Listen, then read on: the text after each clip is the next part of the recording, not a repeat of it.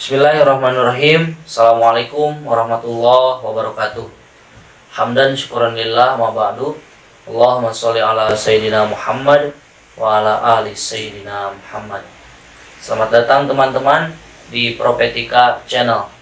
Channel ini berisi tentang kajian, wacana-wacana untuk kader HMI mengenai 5 materi wajib atau pembahasan-pembahasan lain yang menunjang untuk kader HMI melaksanakan kajian di bulan suci Ramadan ini. Berbicara tentang Ramadan, 3 bulan sebelumnya, yaitu bulan Rajab, Ramadan telah terasa nuansanya. Baik kita dengar dari speaker-speaker masjid yang bersolawatan bertemakan Ramadan, atau ramainya lagu-lagu religi. Seperti yang kita ketahui, lagu Aisyah itu mulai booming sebelum datangnya bulan Ramadan. Hal itu menjadi nuansa tersendiri kita untuk mengingat bahwa Ramadan sebentar lagi akan datang. Ketika Ramadan tiba, nuansa di berbagai aspek kehidupan pun ikut terramadonisasi atau seakan-akan memiliki nuansa Islami, atau bisa lebih kita ucap dengan so Islami. Karena apa? Karena mulai dari program televisi menghadirkan program-program Islami, lagu-lagu pop berubah menjadi lagu-lagu religi, ataupun apabila kita berjalan-jalan ke department store atau tempat-tempat ramai lainnya, mulai bernuansa Ramadan seperti itu. Hal lain yang menjadi ciri khas di Ramadan adalah istilah-istilah seperti bukber, buka bersama, atau ngabuburit. Ada juga istilah menjelang lebaran seperti THR. Ada juga istilah takjil. Sehingga istilah-istilah itu membuat kita semakin rajin untuk bekerja, berusaha mendapatkan uang seperti itu, untuk mempersiapkan kehidupan di bulan suci Ramadan ataupun menghadapi lebaran. Apalagi lebaran ini identik dengan makanan ataupun pakaian, dan makanan dan pakaian itu tidak bisa hal-hal yang biasa saja. Orang yang biasanya tidak mengkonsumsi daging, sedangkan pada bulan suci Ramadan ataupun menjelang lebaran kita berusaha untuk makan daging. Ramadan saya ambil sebuah istilah dari istilah Jawa, yaitu berasal dari kata ra madang. Ra itu tidak, madang itu makan. Sehingga Ramadan bisa diartikan tidak makan. Ataupun Ramadan.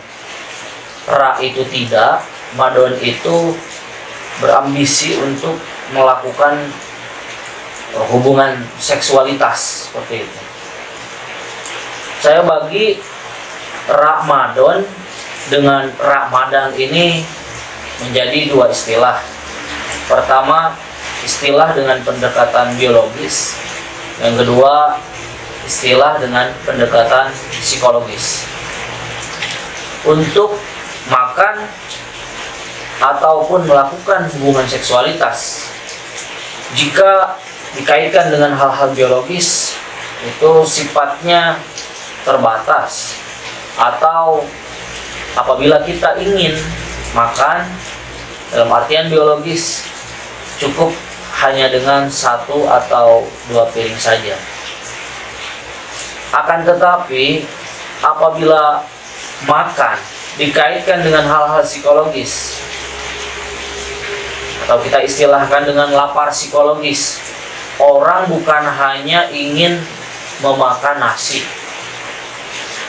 Bahkan dengan lapar psikologis tersebut, orang lebih rakus untuk bisa jadi memakan proyek, atau memakan barang tambang, atau memakan anggaran daerah seperti itu. Begitu pula dengan ambisi untuk melakukan hubungan seksualitas. Apabila dikaitkan dengan hal-hal biologis, paling orang melakukan hanya dengan 1-2 jam orang sudah merasa cukup. Tetapi apabila ambisi tersebut berhubungan dengan psikologis, hal tersebut akan berbeda.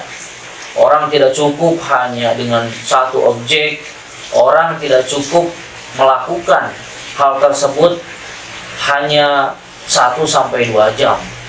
Begitupun orang akan menciptakan nuansa-nuansa baru untuk melakukan hal tersebut. Dua kata kunci tersebut, baik itu Ramadan ataupun Ramadan, itu berasal dari satu substansi, yaitu hasrat. Kita bedakan antara seksualitas dan hasrat. Seksualitas itu bersifat alami.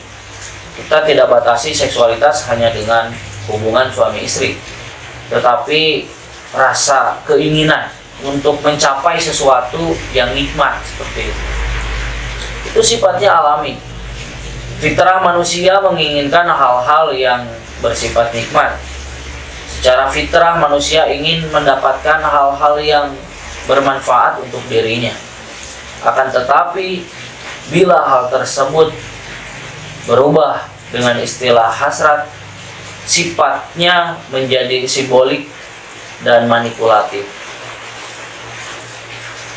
Hal tersebut dalam istilah lain yaitu hasrat, itu dimanfaatkan oleh orang-orang tertentu di bulan suci Ramadan ini. Seakan-akan kita menganggap bahwa bulan Ramadan ini adalah bulan yang berkah. Memang seperti itu agama membicarakan. Tetapi keberkahan tersebut dimanipulasi, disimbolikan melalui sebuah tanda. Misalkan tanda dari Ramadan adalah ramainya tempat-tempat belanja, ramainya tempat-tempat nongkrong seperti itu, atau perputaran uang lebih cepat karena daya beli masyarakat di bulan Ramadan itu menjadi meningkat. Kita katakan hal tersebut merupakan identik dengan keberkahan. Apakah benar seperti itu? Atau kita harus mengistilahkan Ramadan ini dengan makna yang lebih baik seperti itu?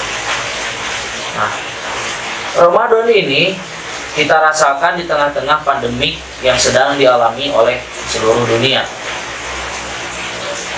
Masyarakat muslim di tengah Ramadan ini menghadapi suatu wabah yang diistilahkan dengan COVID-19.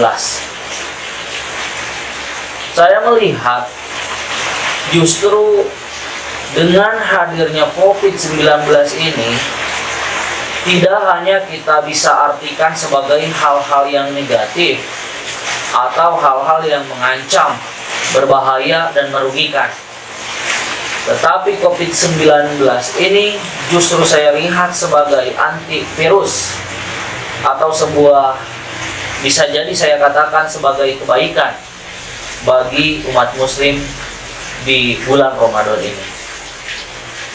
Pertanyaannya, apakah umat muslim di bulan Ramadan ini akan melawan pandemik tersebut dan mengabaikannya, sehingga walaupun pembatasan kegiatan sosial itu dilakukan, kan tetapi pasar akan tetap ramai. Hal-hal yang berhubungan dengan kegiatan makan dan berhubungan dengan kegiatan ambisi justru menjadi meningkat seperti itu.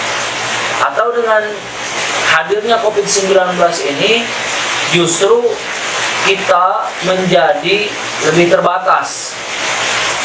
Karena apa? Karena dengan hadirnya COVID, justru kita menjadi lebih berhati-hati untuk melakukan aktivitas. Biasa kita lihat di bulan Ramadan, setiap tempat bisa menjadi pasar. Setiap jalan, setiap sudut-sudut kota, di pedesaan, di berbagai tempat menjadi pusat aktivitas perdagangan. Tetapi dengan hadirnya COVID-19, justru kita lihat Ramadan ini akan menjadi lebih bermakna seperti itu. Bukan karena COVID, tetapi karena kehati-hatian kita untuk membatasi melakukan hal-hal yang hedonis atau boros seperti itu. Terima kasih. Semoga apa yang telah kita bicarakan saat ini menjadi ibrah untuk kita semua menjalankan bulan suci Ramadan ini, tentunya dengan kualitas puasa yang lebih baik daripada tahun kemarin. Yakin usaha sampai. Billahi taufiq wal hidayah. Assalamualaikum warahmatullahi wabarakatuh.